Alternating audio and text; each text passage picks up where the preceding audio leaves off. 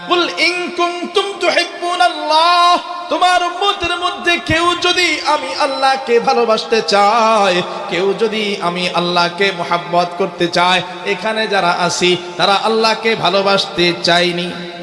হ্যাঁ, চাই কিনা? চাই কিনা? আমরা সবাই তো আল্লাহকে ভালোবাসতে চাই। আল্লাহ পাক রব্বুল আলামিন আয়াতের মাধ্যমে বুঝায় দেন, কেউ যদি আল্লাহকে ভালোবাসতে চাও তার জন্য প্রথম কাজ হলো ফাত্তাবিউনি, সে যেন পয়গম্বর মুহাম্মদুর রাসূলুল্লাহ সাল্লাল্লাহু আলাইহি ওয়াসাল্লামের অনুসারী হয়। আল্লাহকে ভালোবাসতে চাইলে ফাত্তাবিউনি, সর্বপ্রথম আল্লাহর নবীকে অনুসরণ করা লাগে, তার কথাগুলো মানা লাগে। তার কথাগুলো মানা মানেই সুন্নাতগুলো মানা, তার অনুসরণ করা মানেই তার সুন্নাতগুলো মানা। তার মুখের কথা কওলি সুন্নাত, কওলি সুন্নাত, ফি'লি সুন্নাত, সে যেই কাজগুলো করেছেন সেগুলো সুন্নাত, এই সুন্নাতগুলো মানা। আল্লাহ পাক রব্বুল আলামিন আয়াতের মাধ্যমে বুঝায় দেন, তোমরা যদি নবীর সুন্নাত মানতে পারো, তোমরা যদি তার অনুসারী হইতে পারো, তার মতো তোমাদের জিন্দেগি যদি সুন্দর কইরা গঠন করতে পারো, তার অনুসরণ যদি করতে পারো, তাহলে শুনে নাও, নবীর অনুসরণ করবা তো, রাসূলের সুন্নাতগুলো মানবা তো, আমি আল্লাহ তোমার জন্য দুইটা পুরস্কারের ব্যবস্থা করে রেখেছি। সুন্নত মানলেই আল্লাহর পক্ষ থেকে দুই পুরস্কার পাওয়া যাবে। কয়টা? আবার বলেন, কয়টা পুরস্কার? কয়টা? আল্লাহ কয়, তুমি আমারে ভালোবাসতে আসছো, ভালোবাসার আগে তোমার নবীকে অনুসরণ করো। নবীকে অনুসরণ করলেই আমি আল্লাহর পক্ষ থেকে তোমার জন্য দুইটা পুরস্কারের ঘোষণা দেওয়া হয়েছে। এক নম্বর পুরস্কার, আল্লাহ পাক রব্বুল আলামিন আয়াতের পরবর্তী অংশে জানায় দেন, যারা সুন্নাতের অনুসরণ করবে, যারা সুন্নাত মানবে, রাসূলের অনুসারী হবে, তাদের জন্য প্রথম পুরস্কার হলো ইউহিব্বুকুমুল্লাহ। আল্লাহ পাক ঘোষণা দিয়ে জানায় দেন, বান্দা যদি সুন্নাতের অনুসরণ করতে পারো, প্রথম যেই পুরস্কার দেব সেই পুরস্কার হলো আমি আল্লাহ তোমাকে ভালোবাসবো। আসছি আল্লাহকে ভালোবাসার জন্য। আল্লাহ পাক রব্বুল আলামিন বলেন, আমাকে ভালোবাসতে চাইলে আগে নবীজিকে অনুসরণ করো, তার সুন্নাতগুলো মানো। তার সুন্নাত মানলে তোমার আমারে ভালোবাসা লাগবে না বান্দা, বরঞ্চ আমি আল্লাহ ঘোষণা দিয়ে জানায় দিলাম, আমি আল্লাহ উল্টা তোমাকেই ভালোবাসবো। এই হলো এক নম্বর পুরস্কার, আল্লাহর ভালোবাসা পাওয়া যাবে।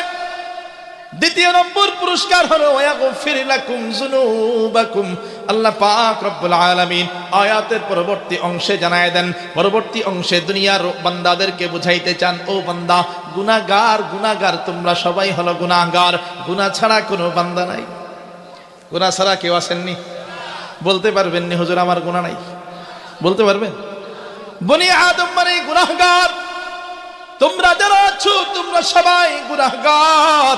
সবার আমলনামার মধ্যে, সবার নেকির খাতার মধ্যে নেকির চাইতে গুনাহ বেশি, গুনাহ বেশি, গুনাহ বেশি। আল্লাহ পাক রব্বুল আলামিন আয়াতের মাধ্যমে বুঝায় দেন, তোমরা যদি রাসূলের অনুসারী হইতে পারো, তার সুন্নাতগুলো যদি মানতে পারো, রাসূলের সুন্নাতগুলো যদি তোমরা মাইনা নিতে পারো, তার মতো সুন্দর জীবনী যদি বানাইতে পারো, তাকে যদি অনুসরণ করতে পারো, তাহলে শুনে নাও, তোমাদেরকে আমি আল্লাহর পক্ষ থেকে দুই নাম্বার পুরস্কার যেটা দেওয়া হবে, ওয়াগফির লাকুম যুনুবাকুম, তোমাদের জিন্দেগির যেই গুনাহগুলো আছে আমি আল্লাহ এক এক কইলা সবগুলো গুনাহ ক্ষমা করে দেব। তাইলে প্রথম পুরস্কার, আল্লাহ পাক বলেন প্রথম পুরস্কার হলো আমি আল্লাহ তোমাকে ভালোবাসবো। দ্বিতীয় নম্বর পুরস্কার হলো তোমার জিন্দেগির যেই গুনাহ আছে এক এক কইরা সব গুনাহ ক্ষমা করে দেওয়া হবে। পুরস্কার কয়টা? রাসূলকে অনুসরণ করলে পুরস্কার কয়টা? সুন্নাত মানলে পুরস্কার কয়টা? আল্লাহর পক্ষ থেকে দুই পুরস্কারের ঘোষণা। এক নম্বর হলো আল্লাহ বলেন তোমারে আমি ভালোবাসবো, দুই নম্বর হলো জিন্দেগির গুনাহ ক্ষমা করে দেব। এখন দেখেন আরো একটা পুরস্কারের কথা নবী মুহাম্মদুর রাসূলুল্লাহ সাল্লাল্লাহু আলাইহি ওয়াসাল্লাম হাদিসের মধ্যে জানায় দিচ্ছেন। প্রসিদ্ধ একটা অংশ, হাদিসের একটা অংশ অনেক প্রসিদ্ধ, সবাই জানে। হাদিসের সেই অংশের মধ্যে আল্লাহর পয়গম্বর মুহাম্মদুর রাসূলুল্লাহ সাল্লাল্লাহু আলাইহি ওয়াসাল্লাম বলেন, আল্লাহর পয়গম্বর বলেন, মান আহইয়া সুন্নতি ফাকাদ আহাব্বানি। কেউ যদি আমার সুন্নতকে জিন্দা করতে পারে, তার মানে কোন সুন্নত প্রচলন নাই, প্রচলন করতে পারে। যেমন সালাম দেওয়া সুন্নাত, সালাম দেওয়া কি এখন তো স্টাইল হয়ে গেছে, সুন্নত নাই। এখন কি হয়েছে, ফ্যাশন স্টাইল, দেখলে সালাম দেয় স্টাইল করে, আসসালামু আলাইকুম দেয়নি, সালাম আলাইকুম, লাম কই মিম কই নুন কই কিছু, মানে কোনো ঠিক ঠিকানা নাই। শুরুর মনে হয় যে শুরুর যে আলিফ হামজা আছে ওটা নাই, একদম বিলুপ্ত হয়ে গেছে। এমন এক পরিস্থিতিতে স্টাইল করে সালাম দেয়। এটা কি সুন্নত নাকি স্টাইল?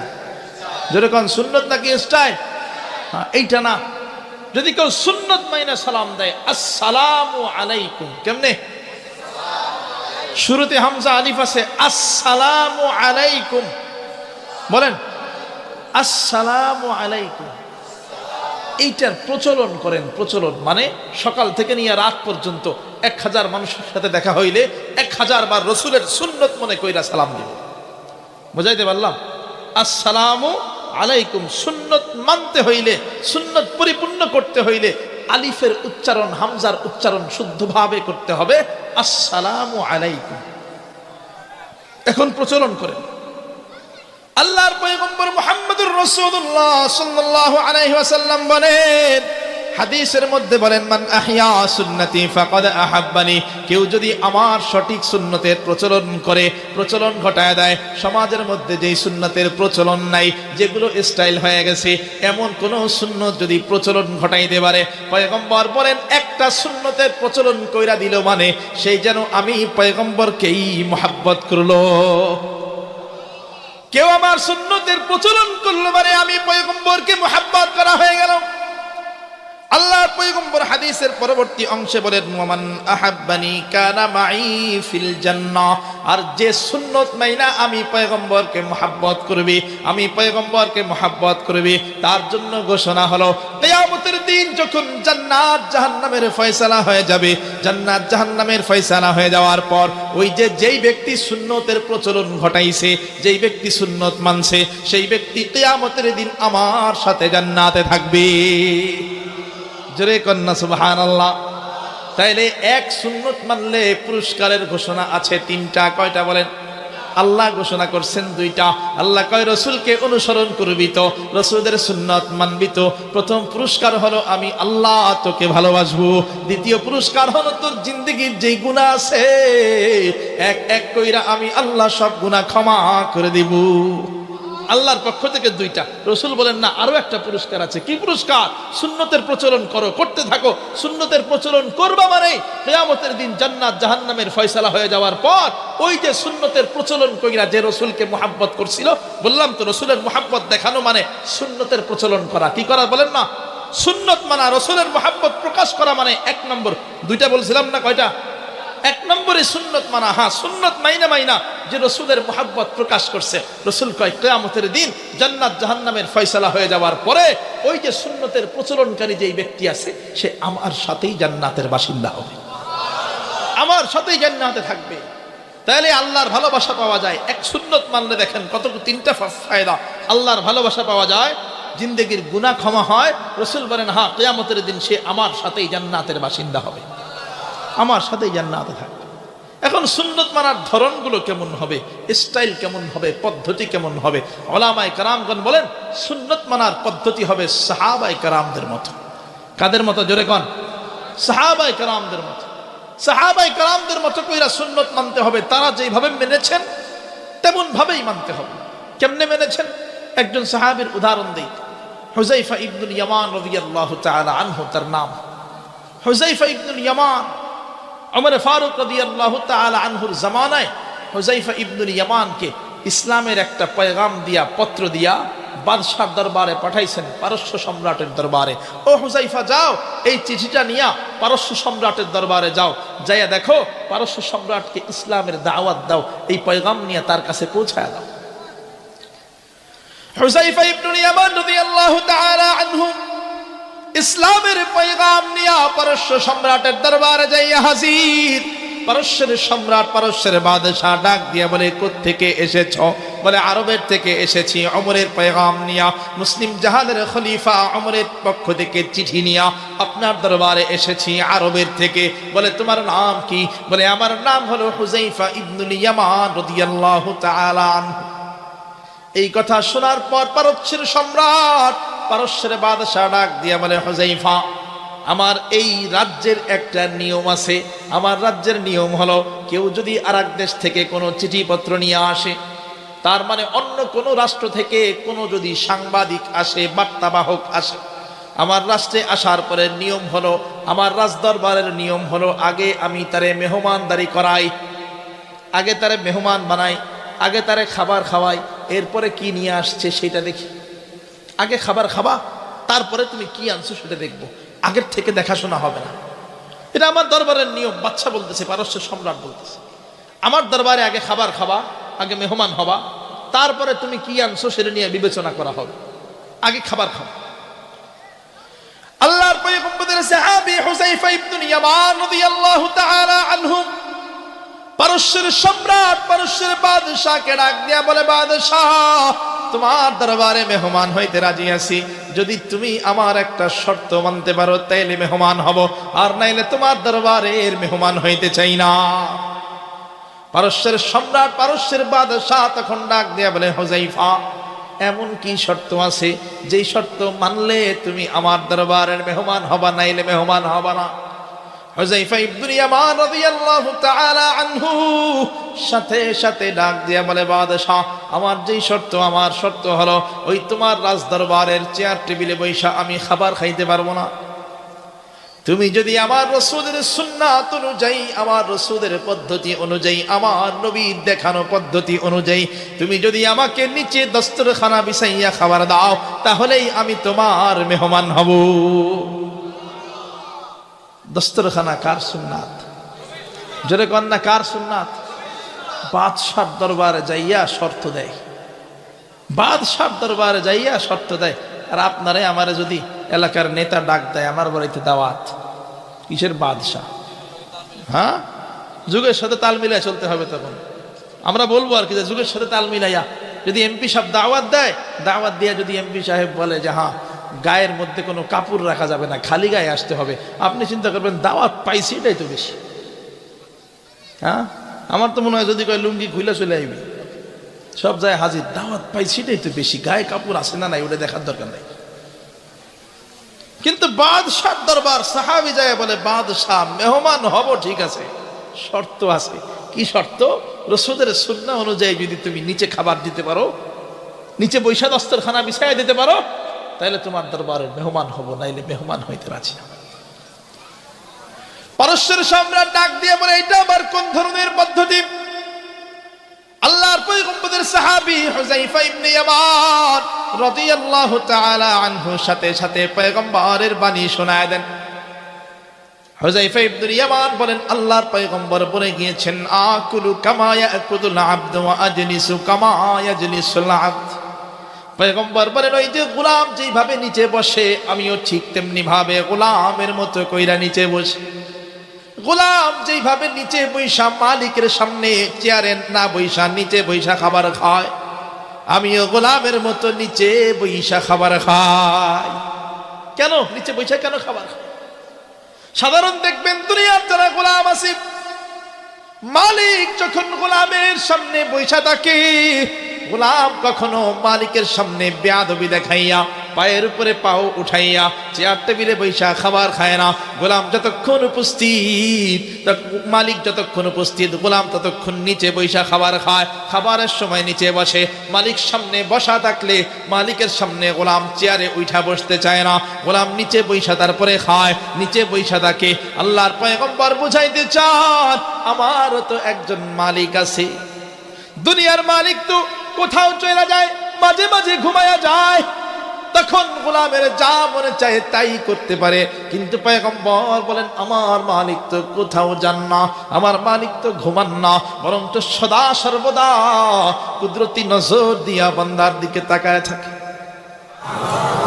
এই জন্য পয়গম্বর বলেন, দুনিয়ার একজন সামান্য মালিক গোলামকে খাবারের ব্যবস্থা করে দেয়, এই কারণে গোলাম কখনো মালিকের সামনে চেয়ারে বৈশা খাইতে চায় না। সেই মালিকের মালিক আমার মালিক ওই মালিক আমাকেও রিজিকের ব্যবস্থা করে দেন, খাবারের ব্যবস্থা করে দেন। আর ওই মালিক কখনো ঘুমান না, আমার দিকেই কুদরতি নজর দিয়ে তাকায় থাকে। এই কারণে আমি কখনো বেয়াদবি করি না, চেয়ারে বৈশা তার রিজিক গ্রহণ করতে চাই না, বরঞ্চ মালিক তাকায় থাকেন। এই কারণে আমি যখনই খাইতে যাই তখনই ওই গোলামের মতো কইরা, আমার মালিকের সামনে গোলামের মতো কইরা নিচে বৈশা তারপরে আমি খাবার খাই। মালিকের সামনে গোলামের মতো করে আমি নিচে বসে যাই, কেন ওই মালিকের গোলাম।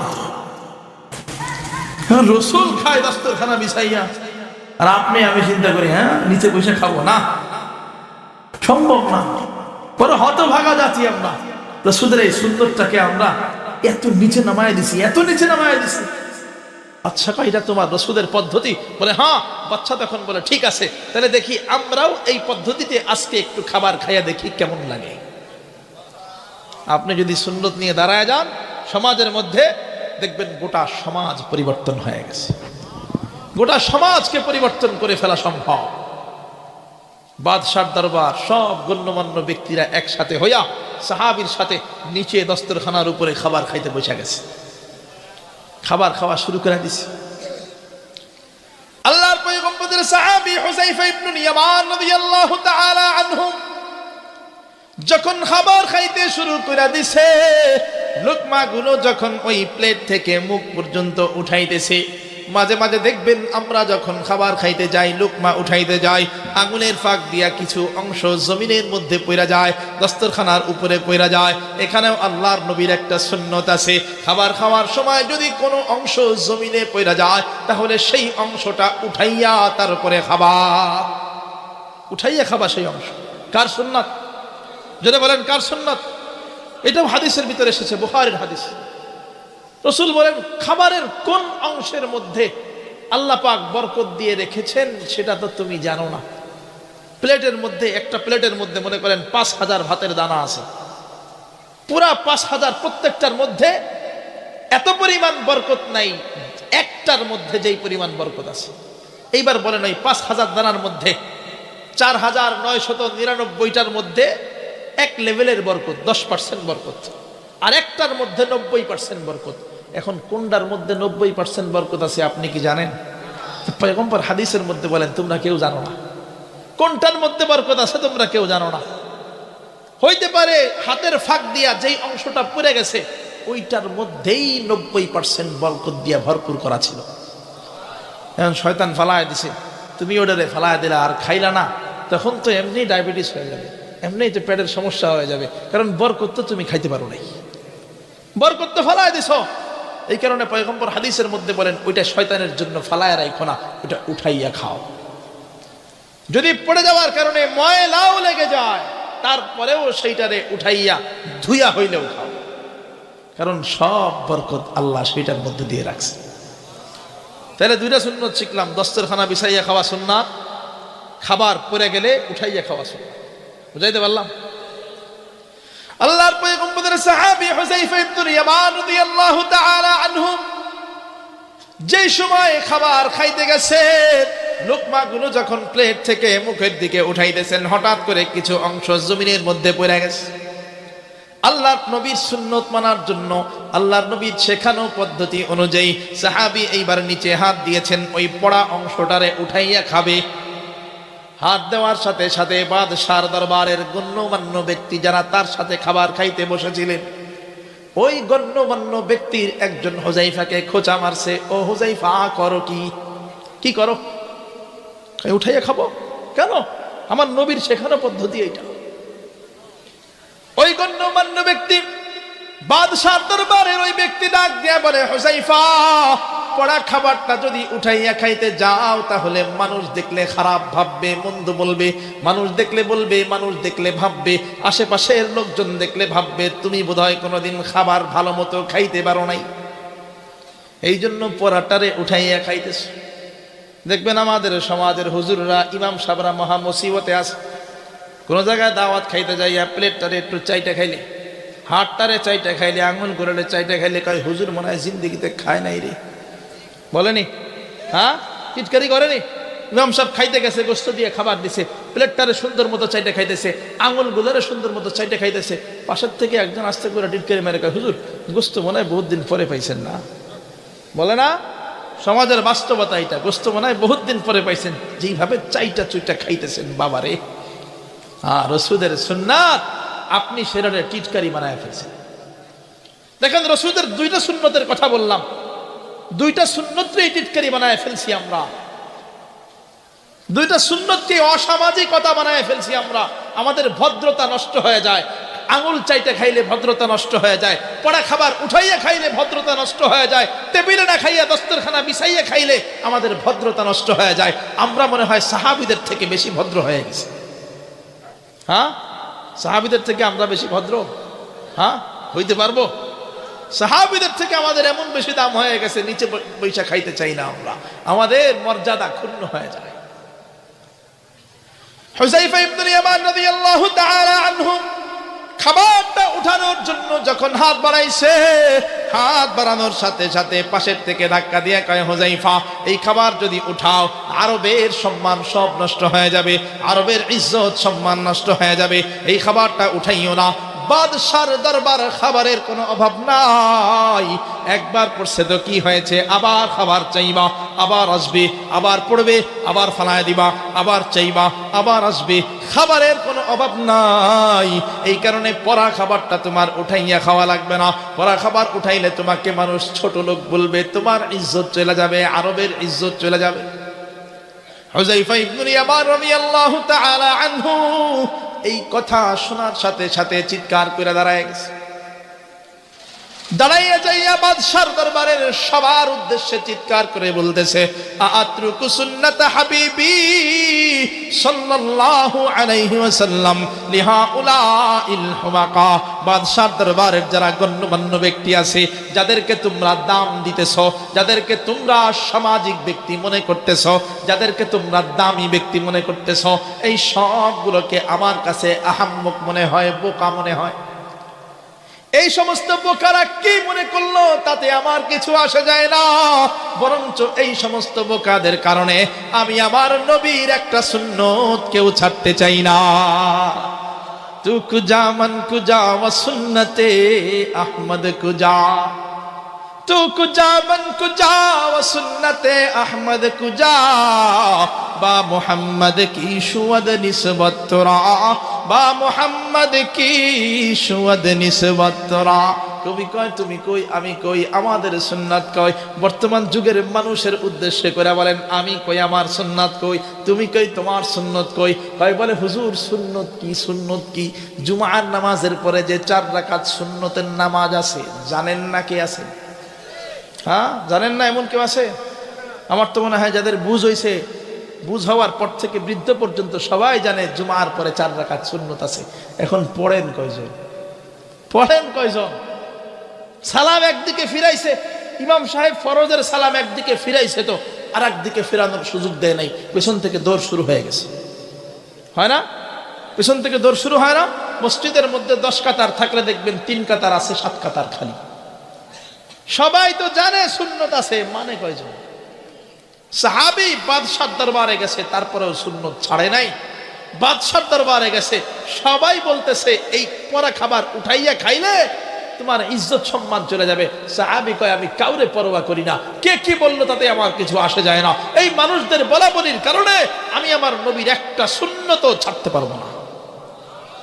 সুন্নত যদি মানতে চান এই সাহাবীদের মতো মানতে হবে। বাদশার দরবারে গেলেও মানবো, এমপির দরবারে গেলেও মানবো, মন্ত্রীর দরবারে গেলেও মানবো, কে কি বললো তাতে কিছু আসে যায় না। টুপি দিয়েছি, মানুষ বলবে ও নতুন নতুন বুজুর্গ হইছো, তার বলার কারণে টুপিটাকে ফালানো যাবে না। দাড়ি রেখেছি, মানুষ বলবে এত অল্প বয়সে দাড়ি রাখছো, চাচা মিয়া হয়ে গেছো, দাদা মিয়া হয়ে গেছো, টিটকারি মারবে। তার বলার কারণে আমি রাসূলের সুন্নতকে ছাড়তে চাই না। এইভাবে সুন্নত মানতে হবে।